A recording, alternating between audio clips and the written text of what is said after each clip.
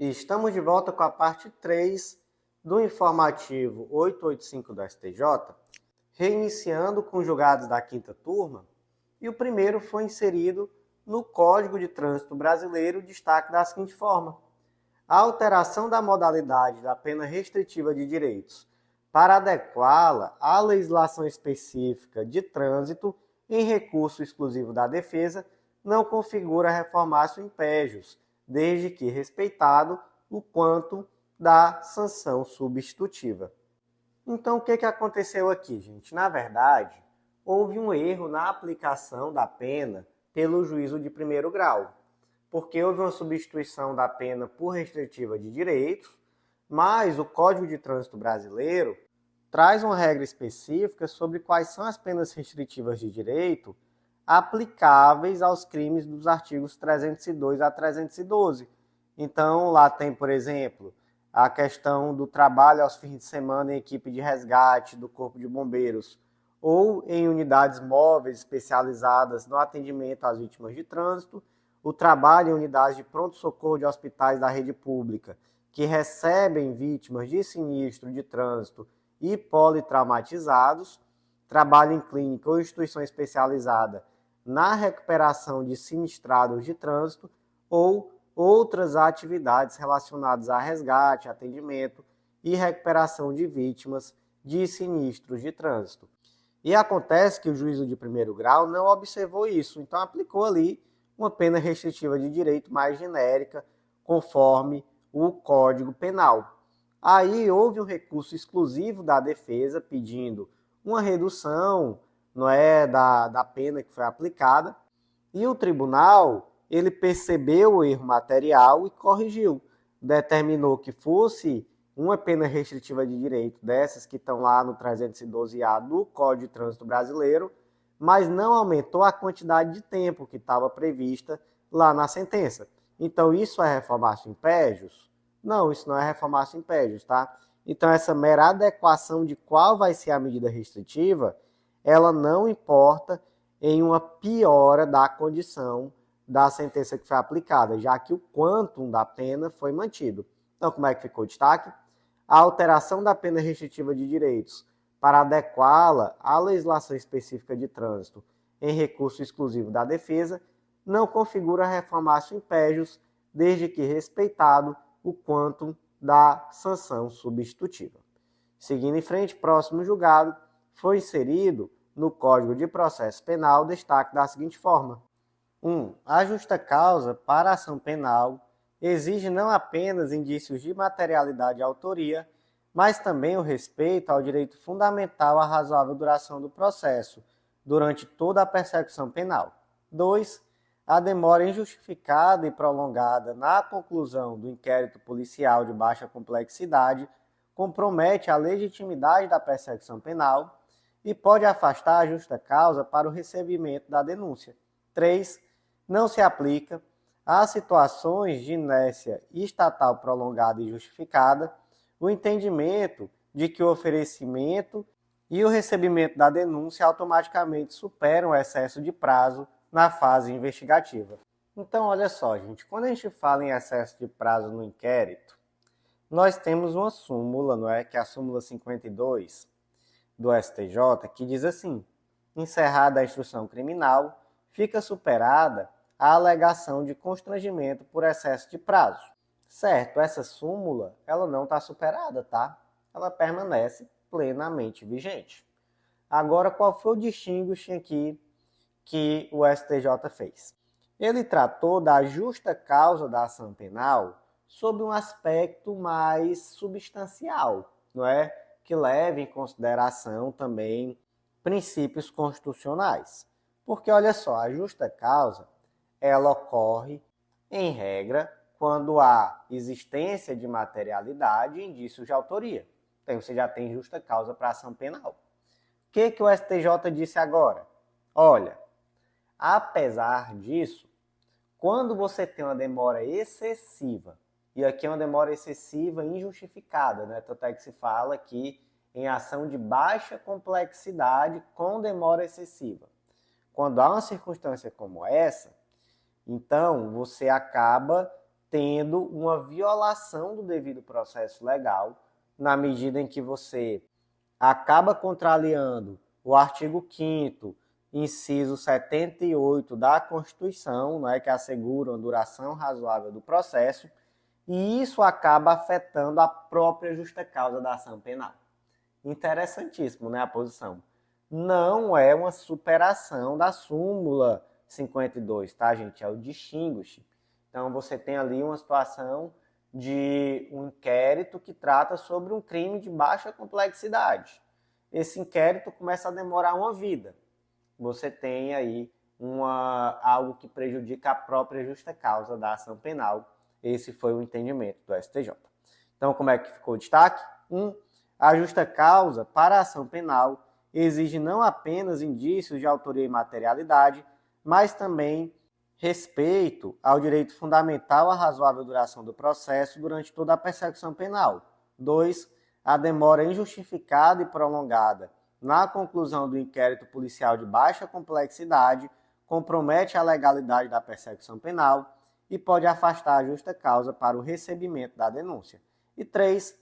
Não se aplica a situações de inércia estatal prolongada e injustificada o entendimento de que o oferecimento e o recebimento da denúncia automaticamente superam o excesso de prazo na fase investigativa.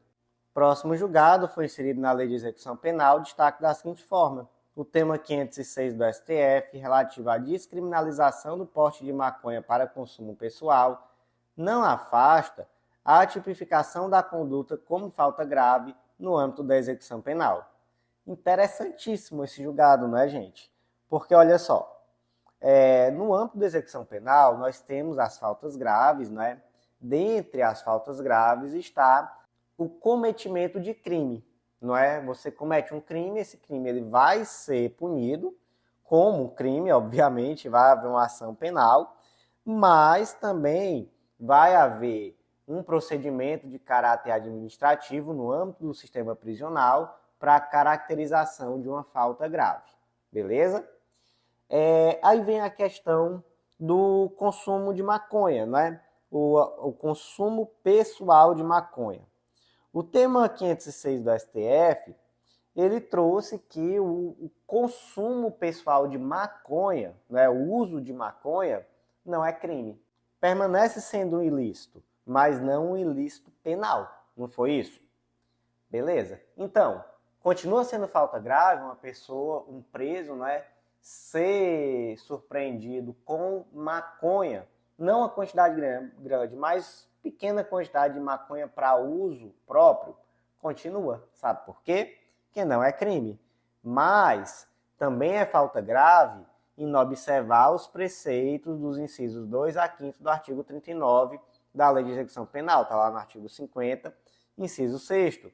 Que preceitos são esses, gente? É a obediência, a execução do trabalho, das ordens recebidas. Então, nós temos que lembrar que dentro do sistema prisional, nós temos um dever de manutenção de ordem e disciplina. Então, você realizar uma conduta ilícita, uma conduta que vai contra a regra do estabelecimento prisional, isso é uma falta grave. Não é só crime que é falta grave no âmbito do sistema prisional, beleza? Então, como é que ficou o destaque? O tema 506 do STF, relativo à descriminalização do porte de maconha para consumo pessoal, não afasta a tipificação da conduta como falta grave no âmbito da execução penal. Seguindo em frente, agora julgados da 6ª turma do STJ, o primeiro foi inserido no Código Penal, destaque da seguinte forma: a caracterização do crime previsto no artigo 288-A do Código Penal exige vínculo estável e permanente entre os integrantes da milícia, o que pode ser deduzido da narrativa fática, mesmo que ausentes 1. A identificação nominal de todos os integrantes da organização e 2. O emprego literal das expressões de estabilidade e permanência pelas instâncias ordinárias. Então, olha só, o crime aqui é o do artigo 288-A do Código Penal, crime de constituição de milícia privada. Constituir, integrar, organizar, manter ou custear organização paramilitar, milícia particular, grupo ou esquadrão, com a finalidade de praticar qualquer dos crimes previstos neste Código. O crime tem pena de reclusão de 4 a 8 anos, beleza? Gente, nós temos aqui que é um crime associativo, tá? Por se tratar de um crime associativo, é necessário a demonstração de que há um vínculo estável e permanente entre os integrantes da milícia, beleza? Beleza. Agora, o que aconteceu no caso concreto? A sentença, ela não tratou literalmente das expressões estabilidade e permanência, mas ela descreveu um padrão que apontava isso. Então, colocava-se, por exemplo, que a milícia ela usava uma sistemática de cobrança dos comércios da região, que havia uma coordenação, inclusive, os milicianos, né, utilizavam aparelhos de radiocomunicação entre si, havia um aparato bélico, né, então era uma milícia armada, enfim, né, demonstrou-se que havia ali uma liderança, uma cadeia de comando, então, assim, não houve a expressão estabilidade e permanência na decisão, mas tudo foi demonstrado. Então tem problema? Não é problema nenhum, né, gente? Pelo amor de Deus, problema algum. Então não precisa estar ali escrito estabilidade e permanência. O bom é que se faça, né, para evitar esse tipo de recurso, mas de fato a estabilidade e a permanência estão sim evidenciadas. Então como é que ficou o destaque? A caracterização do crime previsto no artigo 288-A do Código Penal exige vínculo estável e permanente entre os integrantes da milícia, o que pode ser deduzido pela narrativa fática, mesmo que ausentes a identificação nominal de todos os integrantes da organização e b. o emprego literal das expressões estabilidade e permanência pelas instâncias ordinárias. E finalmente, graças a Deus, o último julgado de hoje foi inserido no Código de Processo Penal, destaque da seguinte forma: a circunstância de a genitora não se encontrar no momento da prisão em flagrante no estado em que residem suas filhas não afasta o cabimento da prisão domiciliar, caso estejam preenchidos os requisitos legais previstos no artigo 318-A do Código de Processo Penal, não podendo a ausência física momentânea decorrente do deslocamento interestadual ser equiparada a abandono ou a inexistência de imprescindibilidade. Então, olha só, o artigo 318-A do Código de Processo Penal traz a possibilidade de substituição da prisão preventiva da mulher gestante ou mãe responsável por criança ou por pessoa com deficiência pela prisão domiciliar. E aí traz apenas os requisitos de que não tenha sido um crime cometido com violência ou grave ameaça à pessoa e não tenha cometido crime contra seu filho ou dependente. Então, basicamente, tendo esses requisitos, deve haver essa substituição pela prisão domiciliar em nome do interesse da criança ou da pessoa com deficiência, não é isso? Beleza. Agora, há algumas situações em que o judiciário deixa de aplicar essa substituição porque, na prática, a presença da mãe, no caso concreto, não era uma presença tida como imprescindível para os filhos. Professor, mas que absurdo, como assim? Não, olha, não é absurdo não, até porque isso daqui é exceção da exceção, tá? Em regra, a presença da mãe, ela é imprescindível para os filhos, beleza? Então, a regra é essa. Para afastar, tem um ônus argumentativo muito grande. E aí, por exemplo, quando é que o STJ afastou? Quando a mãe nem morava na casa, não é? Muitas vezes casos concretos em que a mãe morava, que os filhos moravam com os avós e a mãe morava em outro lugar, tinha pouco contato, não tinha nenhum tipo de responsabilidade na vida do filho. Também quando a mãe mora em outro estado, né? Então, assim, hipóteses como essas. Agora, imagine uma situação assim, em que a mãe foi presa em outro estado.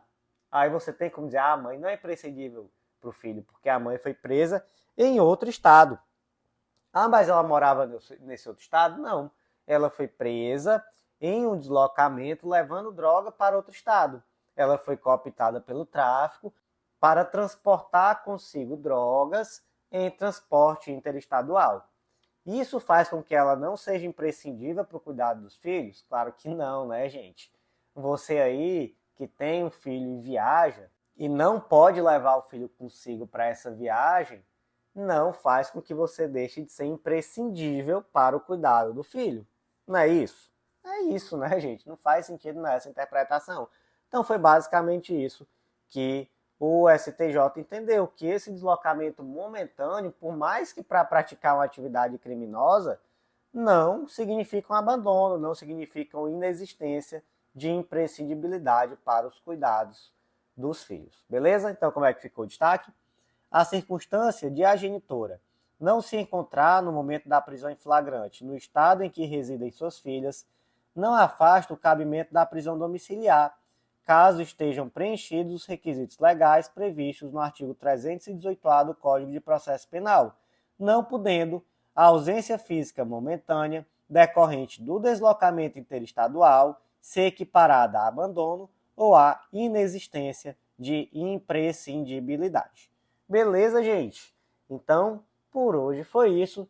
Eu agradeço muito a você que ouviu até o final e deixa aquele like aí, tá? Tô aqui em pleno domingo tentando terminar esses podcasts, um monte de podcast acumulado, já tô quase sem voz, já tô cansado. Então deixa essa desgrama desse like, essas 5 estrelas, que eu agradeço demais a você. E vem também conhecer o Clube da Lei, né? Porque com certeza vai ser um grande diferencial para os teus estudos. Então por hoje foi isso, eu agradeço muito a você que ouviu até o final e até a próxima.